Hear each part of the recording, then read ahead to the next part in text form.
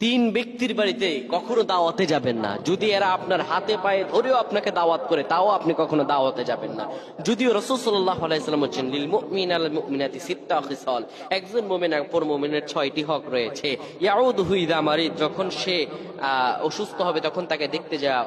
ওয়াইশহাদু ইযা মাত, যখন সে মারা যাবে তখন তার জানাজায় অংশগ্রহণ করা। জিবহু ইযা দাওয়া, যখন সে দাওয়াত দিবে তখন দাওয়াত গ্রহণ করা।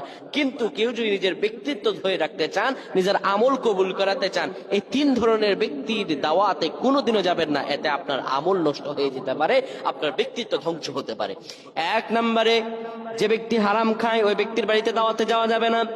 ওই ব্যক্তির বাড়িতে দাওয়াতে গেলে পরেই আপনাকে হয়তো বা হারাম খাবার থেকে, হারাম ইনকাম থেকে খেতে পারেন।